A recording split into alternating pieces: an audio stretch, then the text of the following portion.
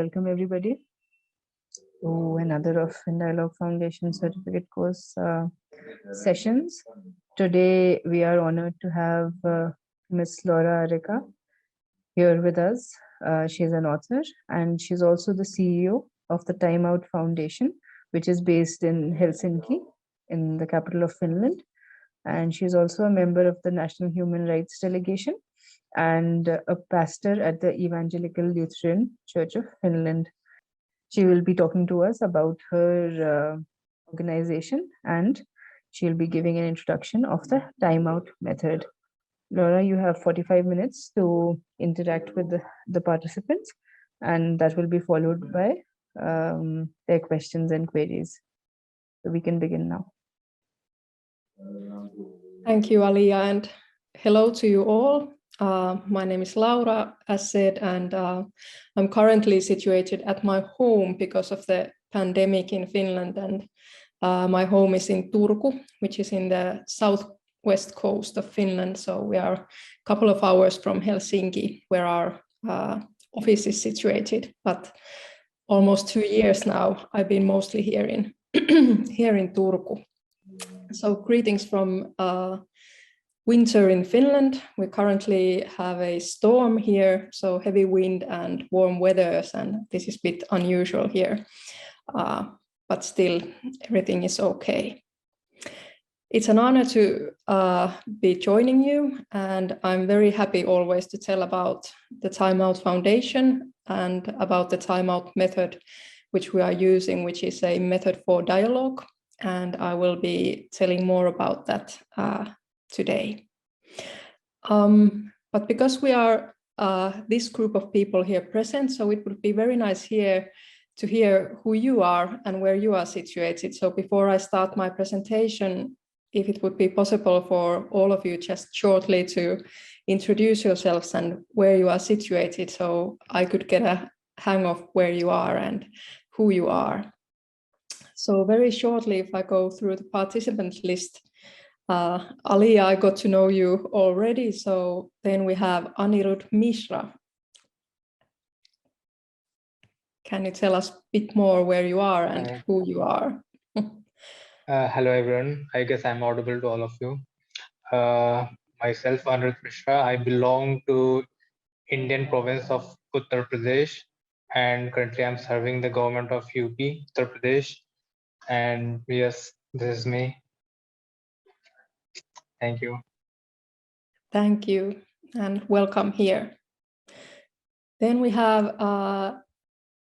Catherine, welcome. We are just presenting ourselves, so if you could shortly tell us who you are and where you are situated, so that would be very nice.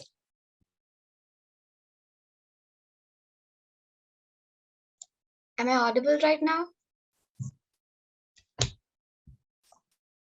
Hello? Yeah, you could turn on your camera as well, Catherine, if that's possible. Please do that. Just a minute. Okay, and now more people are joining. If it's easier, we can also do the presentation in the chat. So you can all write there, because now we suddenly are quite few more. So you can do your presentation in the chat box, so I can see from there who you are and where you are situated. So that would be very nice, so I can get to know you a bit more. A couple of things from myself. As Alia said, I'm currently working as the CEO of the Timeout Foundation, and I've been working here the whole time the foundation has been existing. So that's about 3 years now. Before that, I was working in the Evangelical Lutheran Church of Finland, which is the biggest church and denominational group in Finland. And I was working regarding the human rights issues and the church in the public space, and also working with the refugees in the Finland in 2015. And before that, I have also been doing many things regarding the human rights issues, and also being volunteer in the local Guides and Scout organization, if that is an organization familiar to you. I'm also a pastor. Currently, I'm not doing that job very much because I'm concentrating on the Timeout Foundation, but also these like interdenominational dialogue things is very familiar to me via scouting, but also via my previous job. So it is a pleasure to be here today and tell more about the Timeout to you. I've also been to India a couple of times, but it's a very long time ago. The first time was, I think, almost 25 years ago with my sister. We went to Goa, the southern India, and then in 2006, so 15 years ago, I was backpacking with my friend in Delhi, and we went to Jodhpur and Jaipur and Pushkar, and then we went north near to the Himalaya to what you call like a natural park to see more wildlife there. So happy to be here today, and I think I'm starting because then we also have restricted time.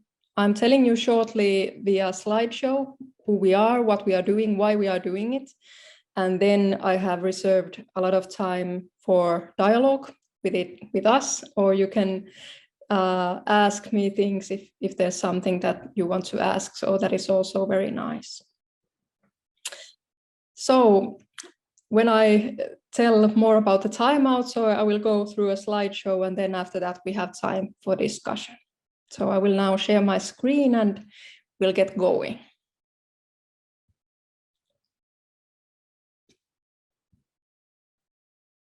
So I hope you can see this blue slide.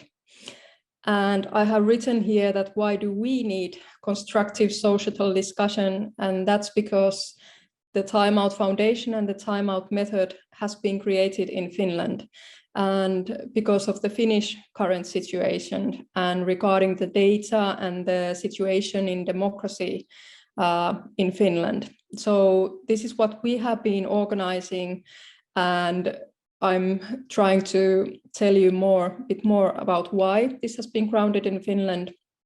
But I have the joy to tell you also that the Timeout Method has also been used very much in the other countries. So for example, in Italy, there is now a lot of timeout trainings. So they are using the Timeout Method there in Italy in different parts. And we have people from Sweden and people from Latvia who are using the Timeout, and etc. So even though we have developed the Timeout Method for Finnish society, we have found out that it is very usable also in other democracies. So that's why it's a very joy to tell more about this to you too, for the biggest democracy in the world, I think. So the story of the Timeout Method started about 5 or 6 years ago, and it was due to the polarization in Finland, very hectic discussion culture, mostly in the social media, but also we found out that many people are not taking part in the societal discussion because they don't have the time, or they don't have the motivation, or they are afraid what other people might say. And in Finland, we think it's very important that we would have this societal cohesion, that everybody could work together for a better society and for a better future. So this was a great concern, that if the polarization is negatively impacting the social cohesion in Finland. Our main task is to support trust among people and trust towards the society.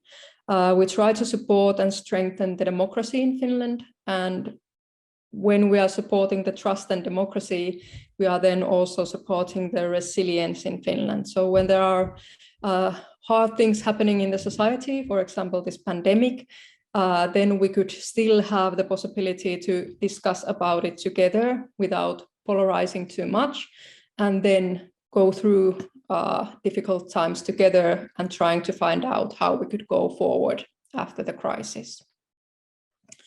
And we do this all by using the Timeout Method, which was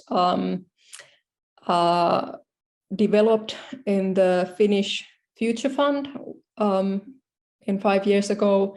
And during my previous job, I was also developing this method with other societal actors. So there were members of parliament, people from the NGOs, people from civil service, and from different parts of society.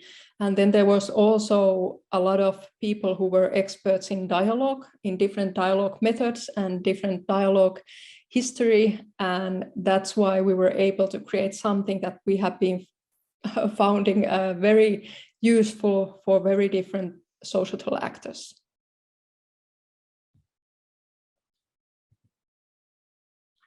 Okay. So, as said, I told you that why we in Finland need this dialogue method. So in a couple of years, we have been working with the Finnish broadcasting company called YLE. That's the equivalent of the BBC. And we have been asking for 2 years what the Finns themselves think about the domestic conversation culture. So we didn't only want to pursue this thing that we think that Finland is polarized, but we wanted to ask the Finns themselves what they think. And actually the results were quite upsetting, because most of the Finnish people, over 2/3, are feeling that the Finnish debate culture and conversational culture has taken a turn for the worse. Almost a quarter of the Finns feel that they cannot share their thoughts anymore because they are fearing other people's comments. And almost all of us, 4/5, would like to have more respect for other people, both in the traditional media and on social media. These are only a couple of results we got, but this got us really concerned. And also we noticed that there is a need for dialogue in Finland and to enhance the societal dialogue among Finnish people. But we also got some good news from this survey. And I don't know how familiar Finland or the Finnish people are to you, but we regard us quite silent. We regard us being quite introvert regarding to conversational culture. And also, at least in Europe, there's a joke that if you are talkative like a Finn, it means that you don't talk that much. But actually, in this survey, we found out that this is not true, because most of the Finns replied that actually they enjoy in-depth discussions and situations where they can learn from the ideas of other people who are taking part. Also, most of the Finns said that they don't mind if people disagree, and they are happy to learn about other people's points of view. And about 2/3 of Finns said that they would like to have more opportunities to enjoy constructive dialogue. And this is exactly what we are trying to do as a Timeout Foundation with different partners like the YLE, the Finnish broadcasting company. So we are organizing separate, peaceful and constructive dialogue moments for people to join so that they could share their thoughts, tell about their feelings about the societal issues, and tell how different legislation, for example, are affecting their everyday life. So we want to make people to be heard and seen, and by that way also learn more about the reality where the different Finns are living currently in. We also have background information from the OECD, and they made this trust survey in Finland last May. And the OECD wanted to emphasize that even though Finland is currently a very high on trust, as it has always been, but still the trust is declining in Finland. And especially the trust to the society is declining if you have a low income background, if you have a low education background, and if you are living in the rural areas. So these three groups are also our target group to make these people heard. People who are living in rural areas, people from lower income or lower study or education background. And the OECD emphasizes that the potential marginalization in Finland in certain population groups should be tackled by promoting broader social dialogue in Finland. And that's exactly what we are trying to do.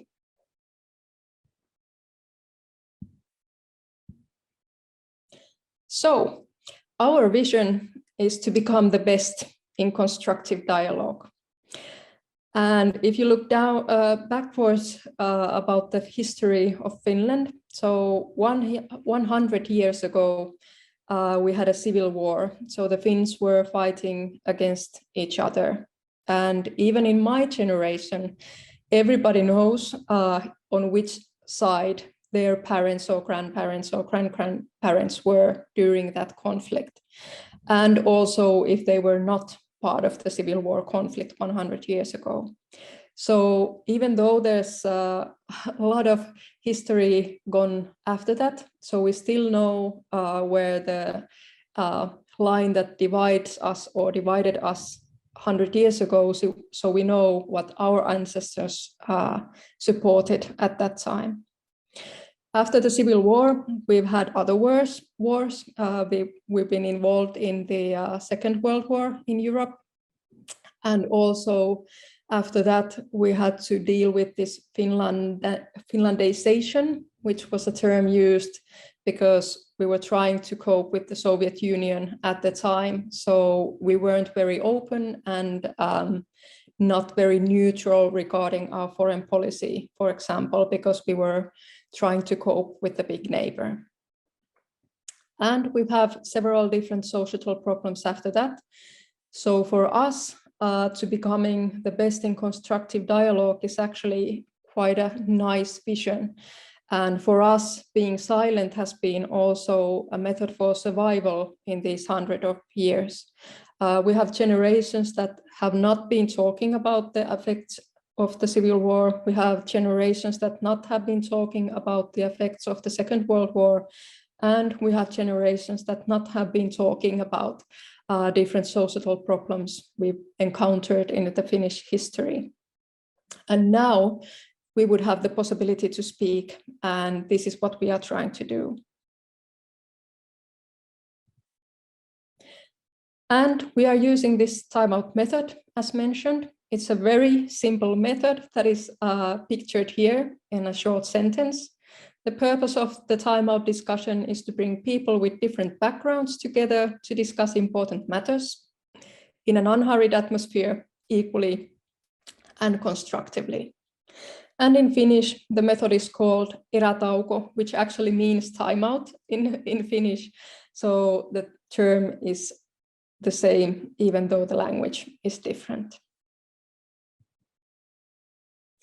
Currently, after 5 years, over 65,000 Finns have participated in a timeout discussion.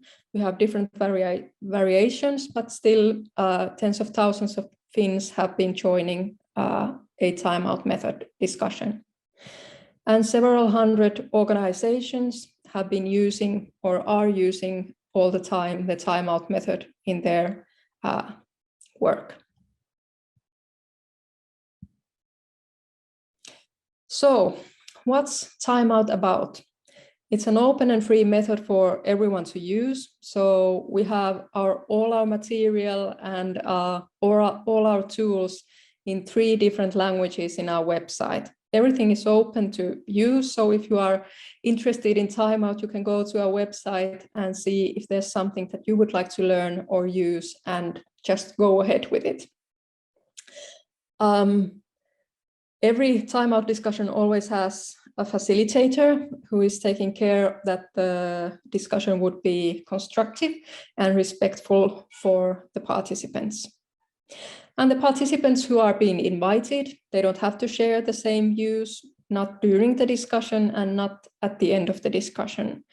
And there is no need to make decisions during or after the timeout dialogue. Everyone can join the timeout dialogue. You don't have to be an expert on the issue, but if you can talk about your own experiences in the language that is being used in the timeout dialogue, then you can take part. So in many dialogues, we have young people, we have even children doing the timeout method, We have elderly people, we have people who are experts on the issue, and we have people who are not experts in the issue from different backgrounds, different educational background, etc. And the meaning is to trying to understand each other in depth, and also trying maybe to understand ourselves in more depth, and also trying to understand the issue itself. So depending on the time we are using, you can invite 6 or 25 people. And during this lockdown time and during the last 2 years, most of the Timeout dialogues we have been organizing in distance. And that was a bit new to the Timeout dialogue, but happily we have noticed that if you read the feedback that participants send us, so they are as happy with the distance dialogue or with the physical dialogue. So they don't see the difference that much. And also many people have said that the dialogue in distance is easier for them than to come and join the live dialogue with people they don't know beforehand. So there can be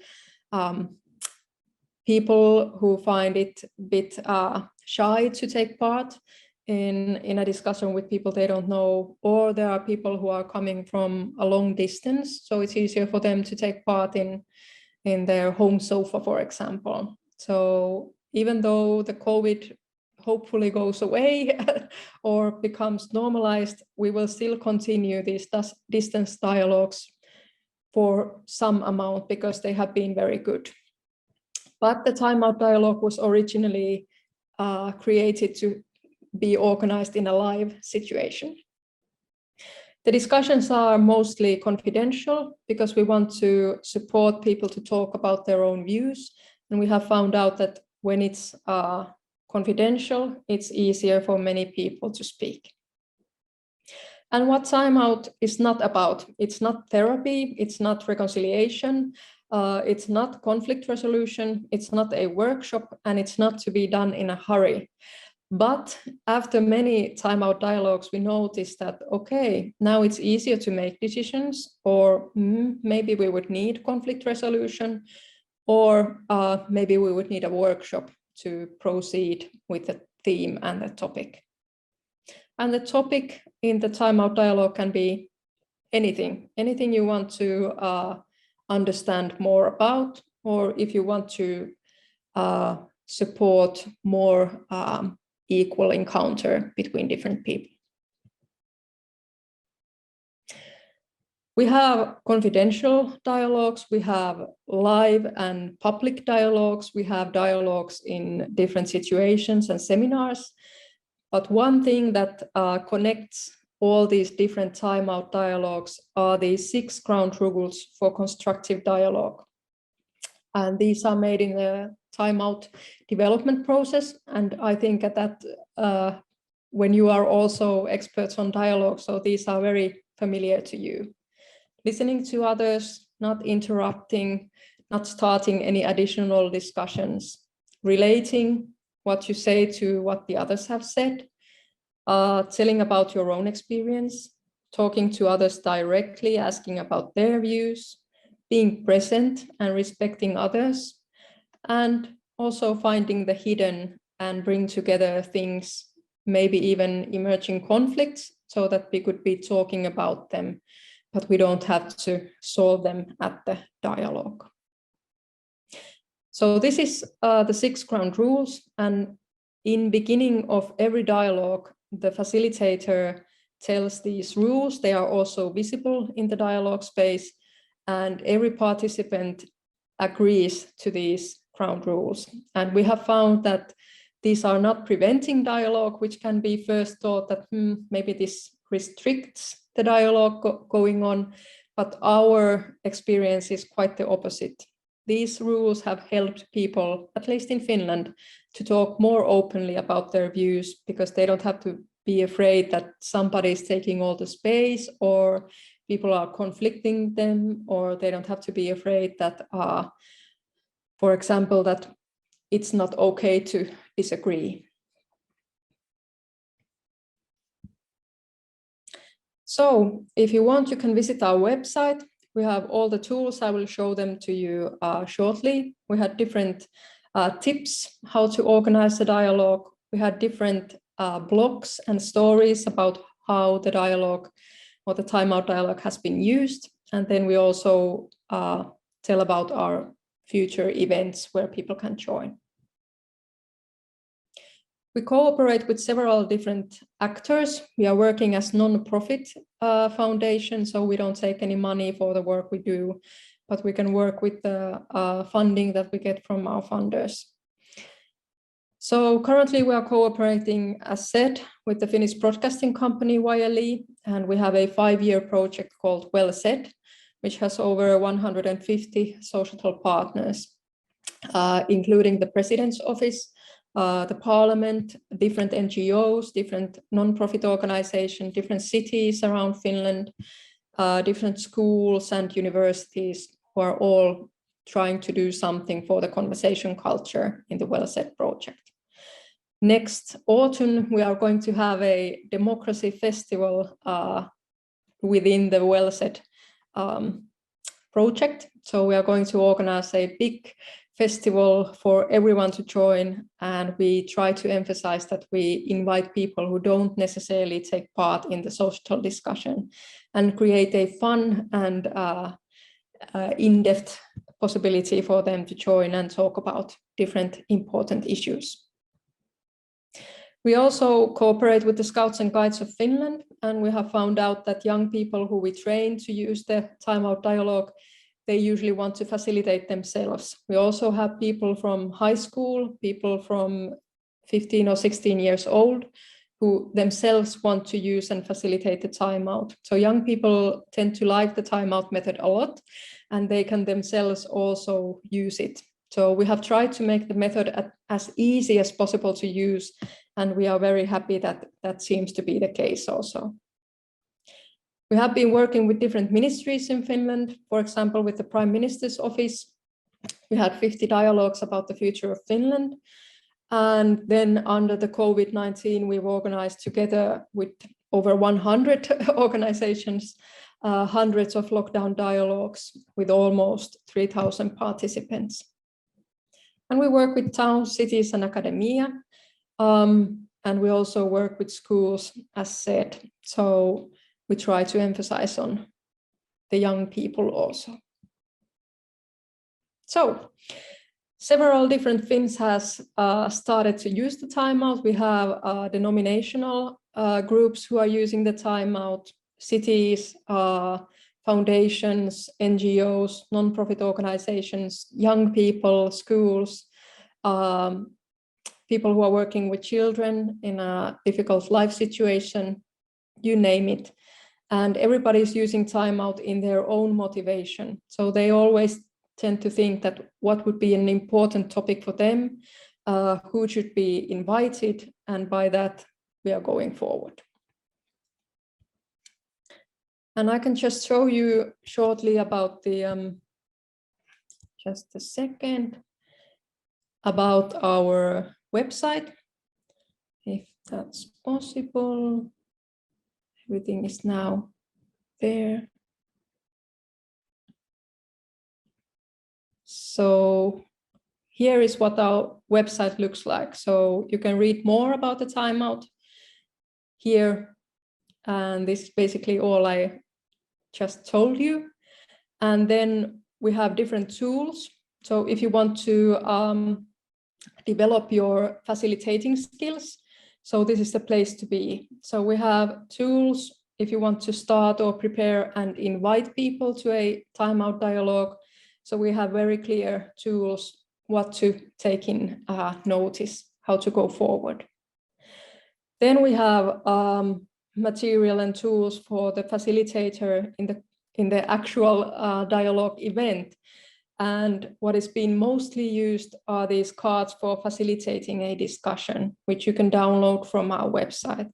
And this is something we always encourage our facilitators to see in forehand. And you can see here that what kind of topics we have. So we have tools for the facilitator to prepare him or herself to the dialogue. And then we have the tools for the actual dialogue situation and also how to conclude the discussion. So for example, if I show you one of the most used tools or the cards in Finland, so that would be the what to do when someone dominates. A very typical problem in Finland. So if you organize a dialogue, some people might be very active. They ask for possibility to speak all the time, or they have very long speeches and monologues. And that is a problem for many facilitators. How do I restrict an active participant so that other people would also have the possibility to speak? And here in the card and in the tool, we have very concrete ways to tackle that problem. For example, thank you for bringing up your views. Now it would be very important to hear what the others think. So could you maybe wait for a while for your new possibility to speak? So very simple tools for different situations, how to move on from a deadlock situation, etc. And as said, if you are very you have lots of dialogue skills, so Timeout is not necessarily for you, but for people who are starting to use a dialogue and starting to find out how they could improve the conversational culture in their group or in their society or organization.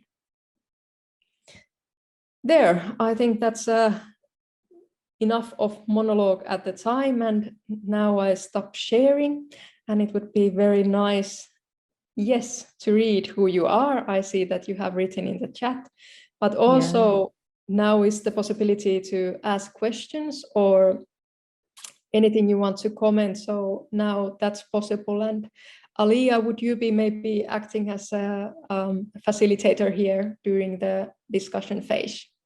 So what we can do is, if you want, you can continue. If you want to make it interactive and you want to continue with your presentation, we can do that as well. Otherwise, since you're interested in getting to know the participants, we can have a short introduction as well. And then we can start the question and answers. Great. I think that the introduction is very good, and I can see that in the chat there are several of you who have introduced themselves, and I can read through those, but I think we could go through the discussion, because if I go more in depth in Timeout dialogue, then there will be no end. But so I think now is the good time to start the dialogue among each other, so we can have time for that.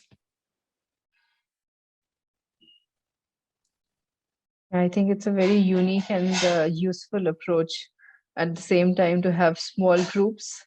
But I would like to know from the participants what they feel about it, because we've been having our sessions for quite some time now, and I would like to know what they feel about having such sessions maybe in India, because the cue cards are really useful, as Pragya pointed out. Pragya is also a dialogue practitioner. So Pragya, would you like to share your views? I think yes. Sometimes, so what I feel in dialogue sessions is that there comes a lot of moderator bias. So all of us sort of end up coming with some kind of prejudices or biases when we are, let's say, conducting a dialogue session, and it tends to be a little skewed, no matter how much we sort of and keep things fair. So I think the cue card things will probably or just those cards or just those methods will probably keep us more grounded in being more detached from interfering with the dialogue, like our views with the dialogue. So I think that is something that I personally take away from this from the Timeout method.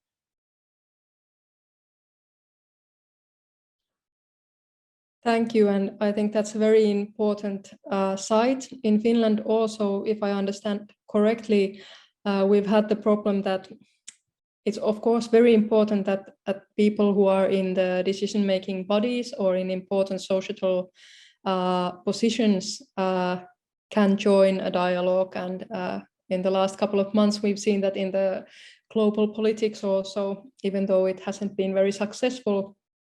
But in Timeout, we also try to emphasize that when we have people in the dialogue, we have the decision makers, but there might be only 2 or 3, and then there might be 17 other people from different backgrounds, so that we would try to make more voices heard.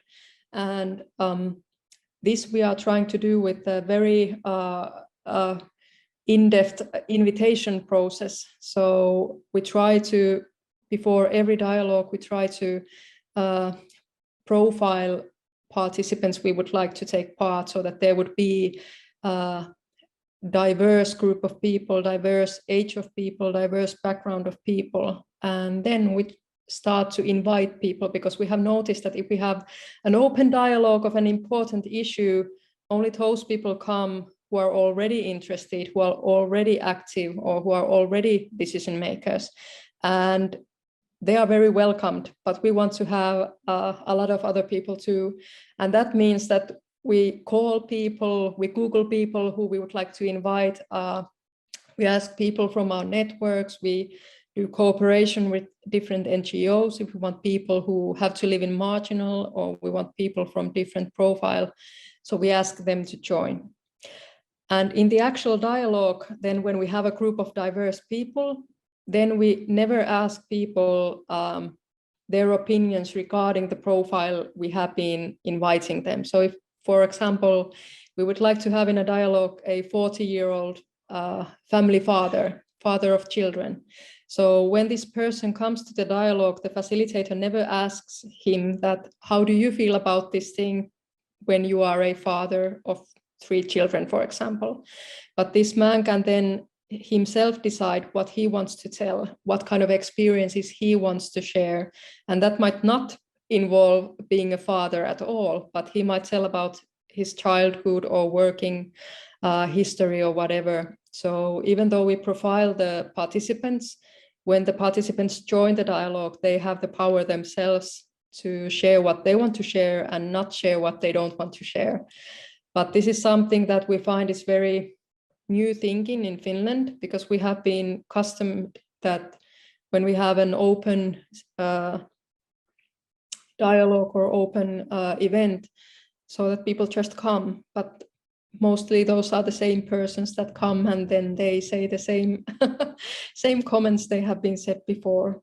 So that's why we try to emphasize, and it can take several hours and days to get the diverse group of people to join.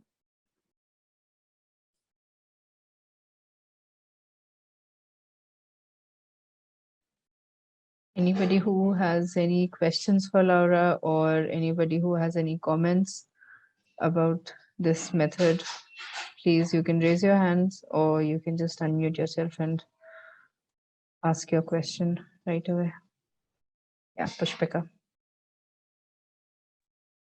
Thank you so much, Laura ma'am, for the wonderful session, for the presentation. And I was excited to really listen to you. First of all, I would really like to say, I just love the logo. It was really striking.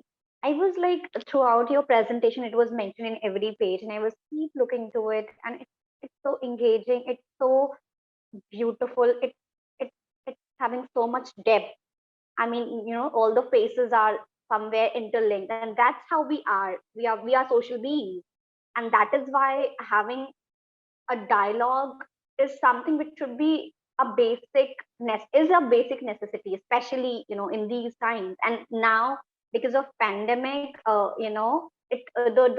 requirement has got more to have a dialogue. And what I really personally felt after your presentation is like this method is very, I would say, very basic. It curates all the basic points, yet very profound. So, and especially as Pragya also mentioned, I was about to write as well that I love those cue cards. I mean, as you said, that those who are good at having dialogues, may not need to use, this profile overall, profile in the sense your website or the cue cards. But I felt, even no matter how much learned you are, or how much experienced you are, going to the basics always helps.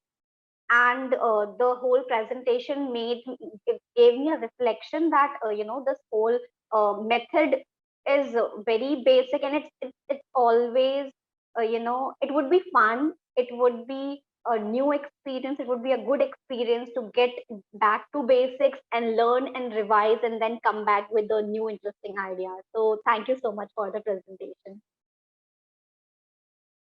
Thank you, Pushpika, for your kind words. And I agree that the basics are very often the best thing. And it has been quite surprising for me, because many people who have very long work history, they might be in a very important position in society. And still, when they learn about the timeout, they find that there's help for them. And many people in organizations might take one or two elements from the timeout, for example, the being present. So at least in Finland nowadays, when you are in a work meeting or volunteer meeting, so everybody has their laptops open, everybody has their mobile open, and at the same time the discussion is going on, so nobody's really present. And this is something that many people try to take, that at least when they get together in their group, they would not read their work emails at the same time, not read the social media at the same time, but concentrate on what other people are saying. And by that way, making it more peaceful, even though they would have only 1 hour of time. So that would be something that very many people take from the timeout. And also what you said about I think it's very important about if you are very skilled in dialogue, or if you are a very skilled conversational person, then you easily, at least in Finland, when we talk with many dialogue experts, so the bar for a good discussion is very high. So we've had timeout dialogues after which a person who has very good conversational skills come and says that, well, this wasn't really a dialogue because people weren't sharing and people weren't joining each other probably. And we always tend to say that that might be true, but when we hear the feedback from people who are not used to do dialogue or does not have very good conversational skills, so they usually praise the dialogue, and they always say that for them the dialogue starts there where they are invited to come, when no words has been said, where no conversation has been going on, but when somebody asks them to join, so for them the dialogue has started. And also for many people who don't have good conversational skills, they see that for them it's very important to be part of the group and to be able to hear what other people have said. And this happens many times with young people, because when I've done timeout with young people from 14 to 16, sometimes after the dialogue, I have the feeling that I have not succeeded as a facilitator because so many young people were silent. And then when I read the feedback from young people, so they might say things like, nobody has ever asked me what I think about this thing. And that was an important experience to have, that somebody is interested in my opinion, even though I don't have one.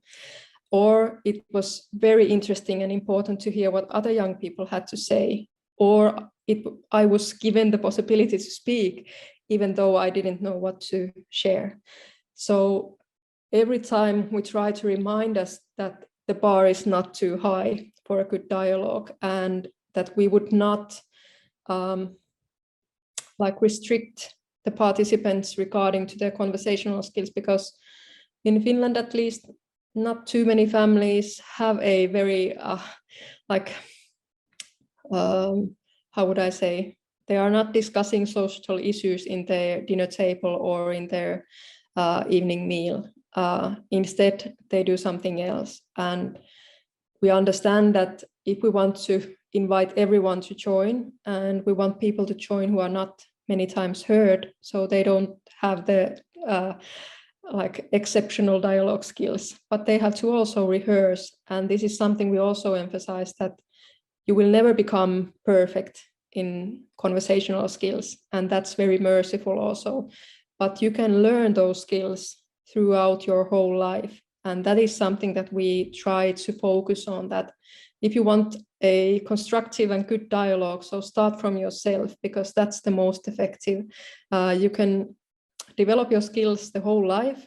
You will have new dialogue situations and new conflicts throughout your life, and you have to all the time learn about different people and how to be in contact with them. But if you want to start by yourself. Yeah. Thank you so much. And the essence, Laura, what I'm getting from your words and the overall, time we have discussed is that timeout method is all about respecting oneself and respecting others simultaneously. I think, am I right? Thank you.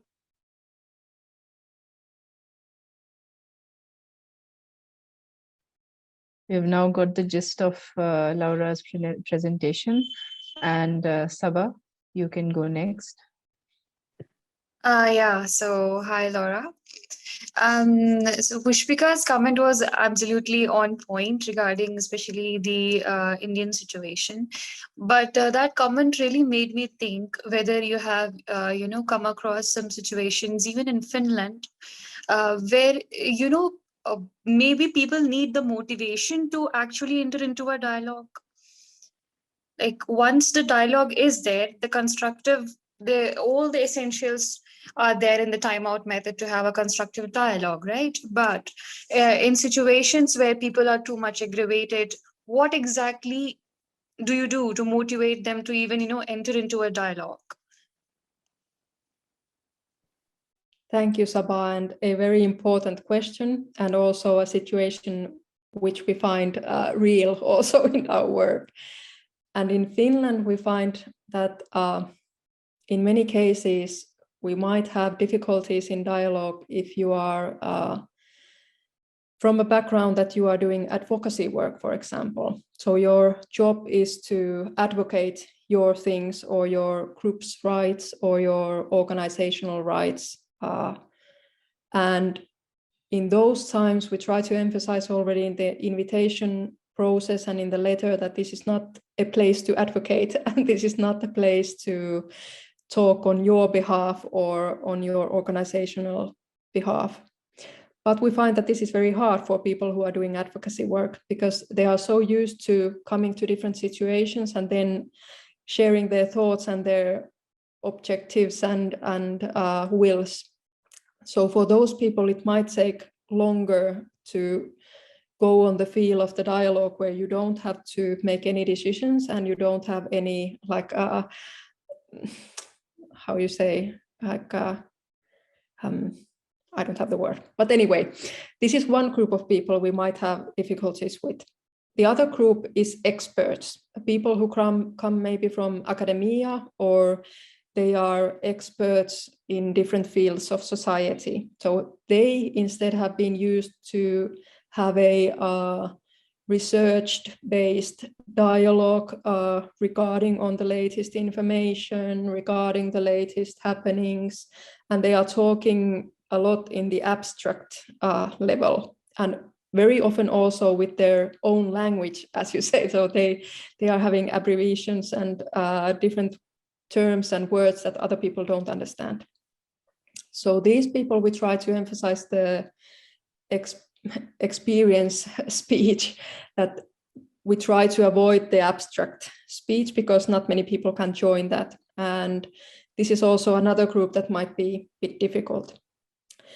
Then the third group, I would say, is people who are not being heard, or there might be decades that they haven't been heard. these people come from different backgrounds, but they have some kind of problems in their life. And the Timeout dialogue where they participate is the possibility to speak out. And even though we send information beforehand, even though we have the ground rules for the dialogue, these people are so overwhelmed about the possibility to speak out that they don't care in the beginning usually, because in their emotional life, this is the possibility to say how your life is going and how your life has been going. And this is something we understand, and we have room for this kind of experience in the Timeout dialogue. And usually when we have very hard topics, we discuss, so the facilitator always knows that this is possible, that some people are having very emotional speeches. They are not necessarily listening to other people, but they want to be heard. And this is okay, because usually these are very hard situations where they come from. But this is also something that we have trained facilitators and different tools to use if you are in the same situation. But usually when these people are being heard, they also tend to go more in the dialogue phase, but they have the urgent need of being heard very fast in the beginning of the dialogue. And we try to emphasize that it is okay to have emotional speeches in the dialogue. It often takes the dialogue deeper, but of course, trying to respect others, that the emotional speech would be more about yourself than towards some other people who are maybe present or not even present, but trying not to be aggressive to other people, but more talking about yourself and about your own experience. So these are the three groups that we find that not maybe one dialogue is enough. And I had dialogues for 4 hours where there has been experts and they have been talking about the abstract level for 2.5 hours. And then when we have the concluding circle, that what have we learned today in our dialogue, so then these experts might open up in the last possible minute and tell a lot of things about their personal life, why it affects their personal view, etc. And this is something we find out, maybe you also find it in your dialogues, that when the dialogue is going to an end and people are noticing that, okay, now is the last chance to say, so then people start opening up. And that is also a good news, because then at the end, many people, when they give feedback, they always say that, oh, it would have been nice to continue, or we should continue this discussion. And it leaves a good feeling that it was important to come together and share our thoughts. So thank you, Laura. Like, listening to you really makes me want to be part of one such dialogue. Like, if you ever conduct one on the international level or through online, please extend an invitation. Thank you. Thank you, Sabah, for a good question. Yes. Laura, you've been to India so many times. Maybe we can have the pleasure of having you, and hopefully we can have a small discussion here in India as well with all the participants you're meeting today. I am sure they'll be delighted to have you. Pragya has an observation she wants to share. Pragya, go ahead. Yeah, I have more of a question. Laura, I wanted to know that have you ever considered or do you do this create storytelling storytelling narratives out of your success with Timeout, so that it kind of spreads and does that? And if you've already done it, does that help to kind of bring more dialogic opportunities in the society? So I kind of want to know about that, if that's something that has been done. Thank you, Pragya. And that's a good question also. And we are now finalizing our first 3 years. And we are trying to do a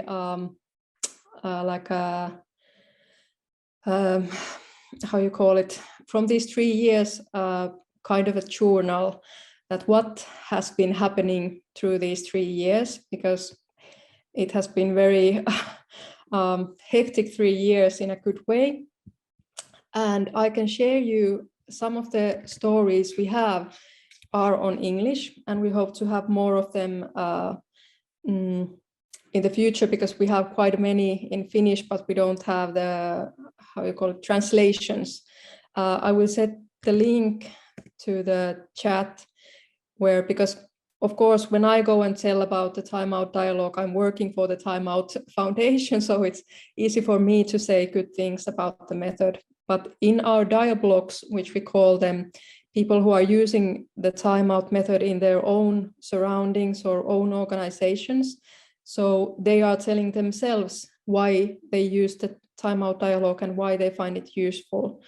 And if you use the Google Translator, you can, of course, translate the Finnish versions, which are quite many. They are from cities of Helsinki to a smallest town of Finland in Hailuoto with 1,000 inhabitants. There are dialogues from the Scouts, from people with disabilities, from people with immigrant background, and why they feel that the Timeout is good for them and what kind of usage have they gotten of the Timeout. So I set the link there. So we have found that very effectful is when people tell to other people that they have been taking part in this Timeout dialogue. And we have very, very high rate of people who are happy after the dialogue and has found it useful. And it's such a high rate that it makes me embarrassed because it doesn't feel real if I say it, but it's very high. But of course, different people find the good conversation in different ways. So we've also faced criticisms, and there are people who after the Timeout dialogue say that this wasn't good enough, this wasn't in-depth enough, this wasn't safe enough, or something like that. And of course, we try to take the feedback also very seriously, always raise the hand if we have made a mistake or if there has been something that could have been done otherwise. But also we try to emphasize that because the feeling of what is a good conversation or a good dialogue is also very subjective. So we have situations where two people from the same profile background, one of them said that this wasn't constructive enough regarding to his or her position. And the other person who is from the same profile background says that this was very nice conversation. So we cannot make it perfect for everyone. We try to develop the method all the time and try to hear the critique also, that what can we do about it? Or is there something we could have done differently? But most of the people are very happy. And also I have to emphasize that when people are coming to the dialogue, the facilitator cannot decide that this is going to be a good dialogue, because the participants have different life realities. Some people might be awake of the small baby and they are tired and they are not very eager to take part in the dialogue. There might be people who are suffering from stress from their work. They might be a bit not so in dialogue motivation. There might be people who are in love. Those are the worst kind of people because they think all the other things than the subject, etc. So that we cannot make people to have a good dialogue, but we need everyone to take their own responsibility so that the dialogue goes forward. And this is also very important to understand when you are working as a facilitator, that there are many things you can do, but also you are only a human. So you cannot you have to take in counter that people are coming to the dialogue from different backgrounds. I think something very important to note, and not everybody is in the frame of mind to have a dialogue. Yeah, Pragya, you were about to say something. No, I was just saying thank you. Sakshi, you are next. Am I audible? Good afternoon. So now that I'm listening to all these discussions and the things about dialogue, I really wish and I really want to be in a dialogue. It just feels such a nice place to be in a situation, in a dialogue where no one is there to judge you or tag you for your own thinking or your own speaking. But that also makes me question that dialogue somehow is a very elite thing. It needs a very prerequisite conditions. You need the person to be in their peace of mind. They need to be open-minded. They need to have different conditions if they want to be in a dialogue.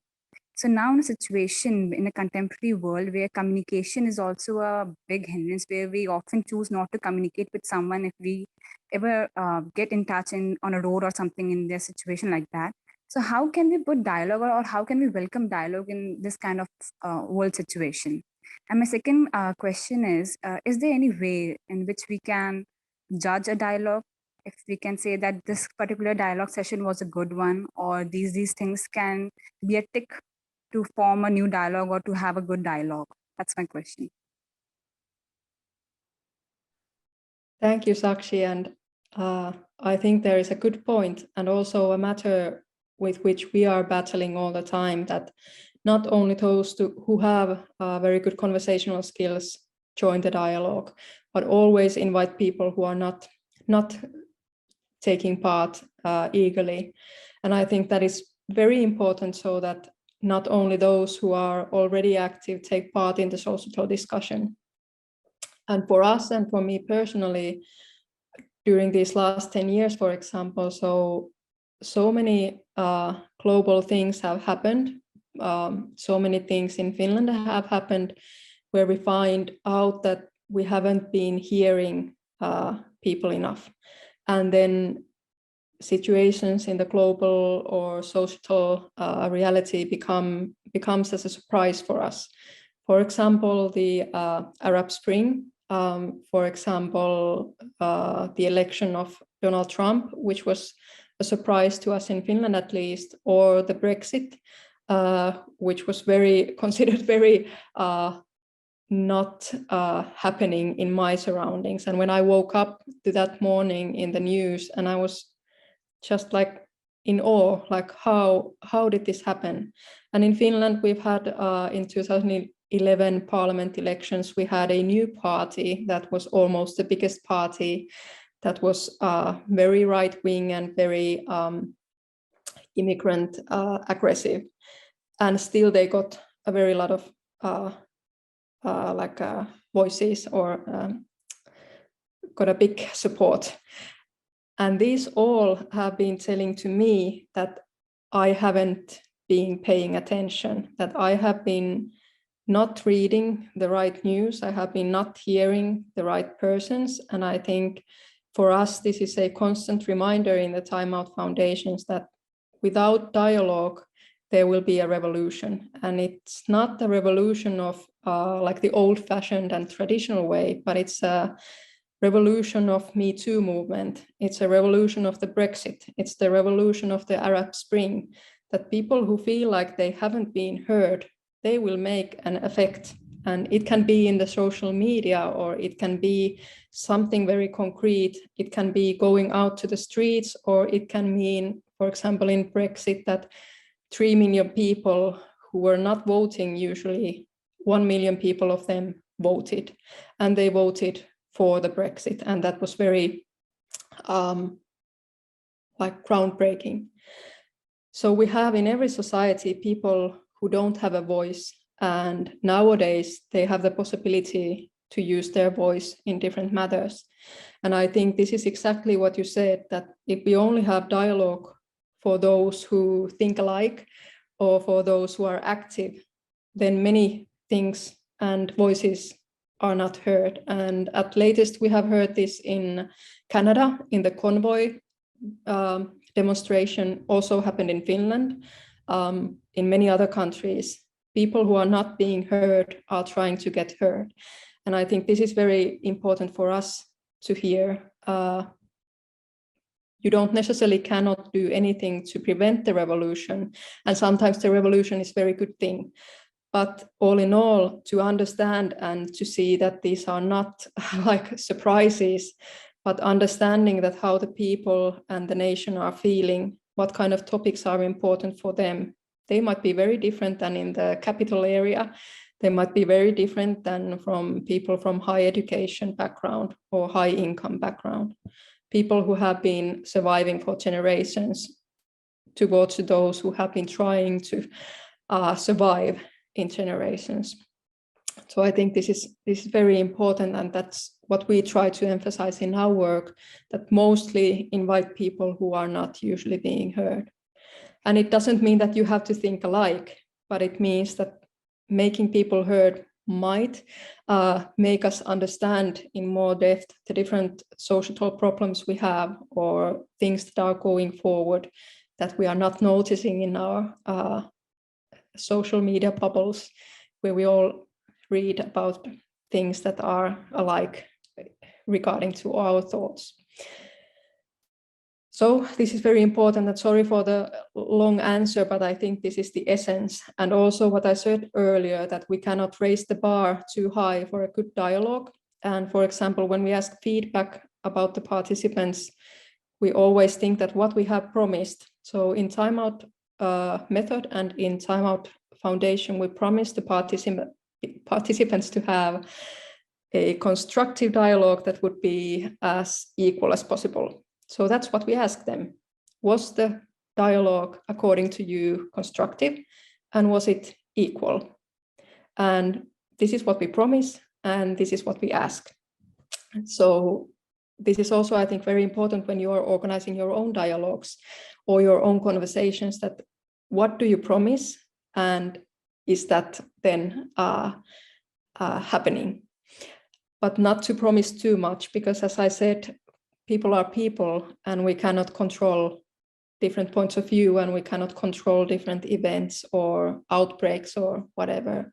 So that is always good to keep in mind. And we have also been talking about qualitative research regarding the timeout, but as I said earlier, so we cannot always find out. It would be like never-ending research, that why some dialogue was very successful and the same topic dialogue was not that successful.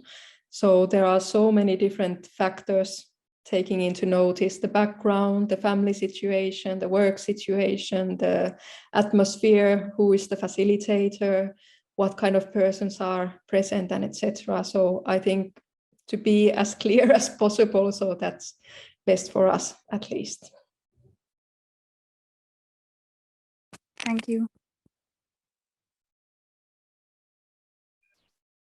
Rosie, you are next, and anybody else who has a question to ask or an observation to make, please raise your hand. I will call your name out next.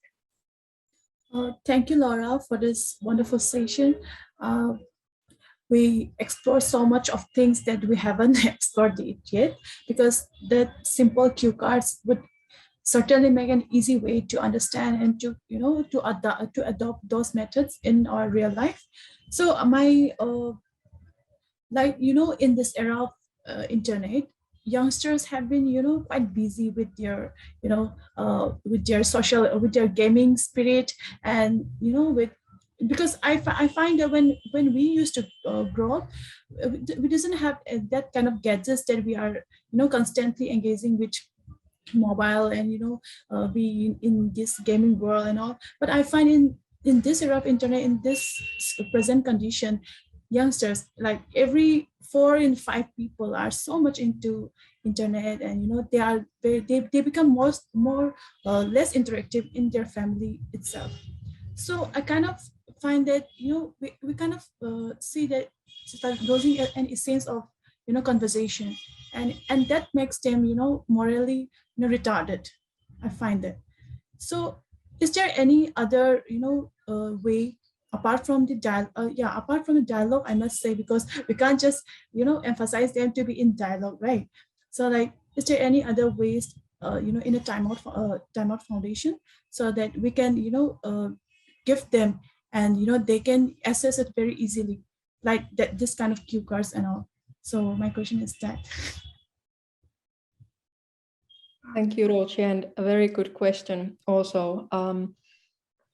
I think regarding the young people and children, which is one of our main topics in our foundation's work, is something that has many points of view. For example, we think that the work we do with young people and children is something that might pay off after decades. So people who are now 16 years old, so it takes them approximately 20 to 30 years that they are leaders in different positions. They are members of the parliament, they are parents to their family, and etc. So this is a very long distance goal for us to support their dialogue and conversational skills. But also we find that young people in Finland at least have already more stronger dialogue skills than my generation, for example, people from 30 to 60 years old. And when the Timeout method was being developed, they actually ruled out people under 30 years from the target group, because during the research they found out that people under 30 have much better dialogue skills than people over 30. So they focused on adults in Finland, that this is the problem actually. But I agree, and in Finland especially, we talk about that we have young people who graduate from high school, so over 10% don't have the skills to read or understand what they are reading. They need special support for that. And then they go to the college and they might be going or taking, like, people are leaving them behind because they don't have the possibility to be able to read as much as other people. And also during the work life in Finland, we find out that more and more you need good conversational and social skills to be in the work life and to get along with people. And more employers, at least in Finland, are emphasizing that you have to be able to get along with your colleagues so that the organization is going forward. But also, this is like the professional skills for young people. But also in the social skills, we don't want to, in Finland at least, the gaming world is very popular among young people, and they also get a society and group of friends from that. So that is very okay, even though they are meeting only virtually and they are making discussions in the virtual world or in the gaming world. So that is fine. If you have friends, that's the most important thing, no matter what the how you do it. It can be through gaming, or it can be through scouting or sports or whatever. But this is something I think in the beginning, when we saw a bit earlier with Aliyah, during the pandemic, many young people in Finland are suffering from loneliness because they haven't been able to go into school. And this is something that we try to emphasize also, that to bring young people from different realities together. So already we find that in the college age, that is from 16 to 19, so young people are getting more diverse. Young people who are going to more hands-on jobs, and young people who are going more to the academic jobs. So this is like a very, very big thing, the young people, and I think it's also a very important thing. And we have lots of different strategies how to tackle this generation, because they also meet in schools, which is a very wonderful place for doing dialogue. And then again, trying to support their future life through the conversational skills. So what I said earlier about adults, that some people take only elements of the timeout, for example, being present in the meeting. So that's also what we emphasize for the young people, that sometimes for them, for example, in my home city, Turku, the teachers found out that in their schools, it was very important for their pupils learning to listen. So they were very active in discussion, but they didn't listen each other. They talked to each other and didn't listen. So they started to learning how not to say anything, basically. So, and other young people need encouragement to say something, to speak out. And this is something that takes a lot of work, and there's no magician tricks to solve it. Thank you, Laura. Thank you so much, Laura. Anybody else? Zoya? you have anything to share? Actually, I missed a lot of part of the presentation. I joined late. I came back from my college. So I was just hearing what you all were sharing. So I don't have much to say, but yeah, I was just trying to figure out what the presentation was all about. We'll share a recording with you and you can go through it soon. Pal, do you have anything to share? Yeah, actually, I wanted to say something, but I have a lot of background noises around me because my house is under construction. So yeah, first of all, Laura, it's very brave of you that you're doing something like this. I mean, motivating people to speak, and everybody wants to be heard at this time. And there are several barriers also you might face, like language barriers and cultural and social barriers. And then there are extraneous variables which you talked about, like people are not in that mental state, and then they give such negative feedbacks about things. So sorry. So I think it's very appreciable that you have like taken this initiative. And um, here also we need something like that, where people, you know, some are very introvert and they even want to speak, but they're unable to speak because they don't have that guts, or they hesitate of, you know, speaking their minds out. So I think motivating people and just being present is the very first step they are taking. So it's very appreciable. Thank you so much. And yeah, all the best. Thank you, Paul. And I think this is a work that has to be done in cooperation. So what we've also learned that more is more. So that's why we try to train the timeout method a lot, so that more people would use it, so that more people would have the possibility to be heard. And this is also something that I offer our cooperation to you too. And if possible, regarding the COVID situation, I would be more than happy to join you in Delhi and teach you more about the timeout method if you want. And what we do is usually that when we train the timeout method, we also train new trainers. So what we think is the timeout method is very open, and I mean very open. There is no license payment, there is no payment to use it, but instead we want to emphasize that it would spread out. And that's why we also train trainers in Finland and other places, so that they can then train the timeout themselves forward. So for example, with the Scouts and Guides in Finland, so that's what we do, that we have first trained several hundred facilitators for timeout. And now we are proceeding to the training of trainers, so that they can do that themselves and they don't need the Timeout Foundation anymore. And this is what we are doing in many different organizations as well. So if you are interested, so we are more than happy to cooperate with you too. And as said, we also have done quite a lot of denominational dialogue work. Currently, we're having our own network of religious groups and societies, or like organizations, where we try to emphasize their role in all of this. And for example, the Evangelical Lutheran Church I present, which is the biggest denominational group in Finland. So many separate congregations are using the timeout.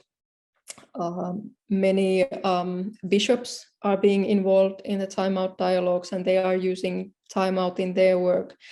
And then what is more and most important for us is that many congregations are using timeout to listen people in their area. So for example, in one of the Helsinki congregations, they've had several dialogues where they ask the people in the area that how are they doing? And that is the question for the dialogue. How are you doing? And then they invite people and they listen. So they are not trying to promote the church, they are not trying to promote Christianity, but instead listening to the people in their area and trying to find out that what is important for them and what might be problematic for them at the moment. And we also have, because we have volunteers and employees in the church, so we also have timeout dialogues. There are also conflicts. So whenever there's people, there are conflicts. So we try to also support the volunteers and the employees to work better together when there are issues regarding ethic issues or financial issues or whatever. So the timeout could be the possibility to bring people together in the congregation. We have the Orthodox Church in the Well Said project. We have different Christian denominations involved in that. And we have the, it's called the Forum for Different Religions in Finland, called Uskot.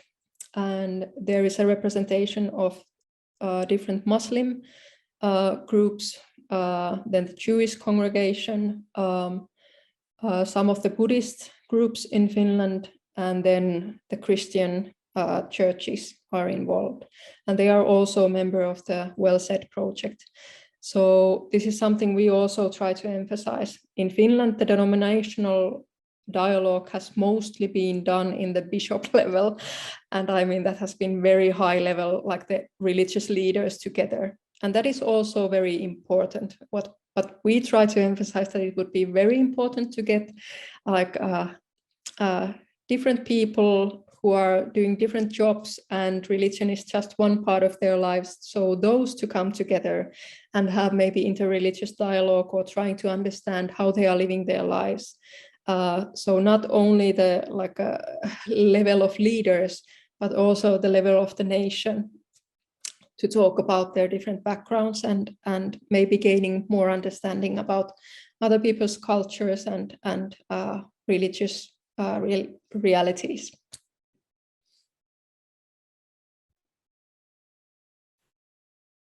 Thank you so much, Laura, for sharing all the information with us and all your experiences, valuable experiences, and thank you for your generous offer to collaborate. We will love to discuss that with you in the future.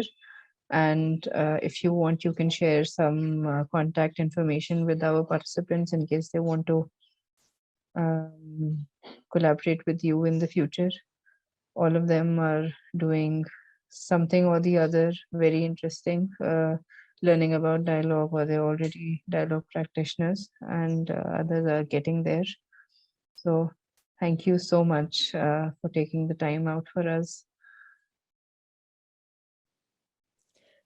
Good, and thank you, Alia. And I put my email in the chat. So if you want to discuss more or you need more timeout support, so then you can contact me via that, and we can come back to you, Alia and Besad, about the possible cooperation in the future. So that would be very, very nice to support you and find the timeout method usable. So we would be more than happy to tell more about it.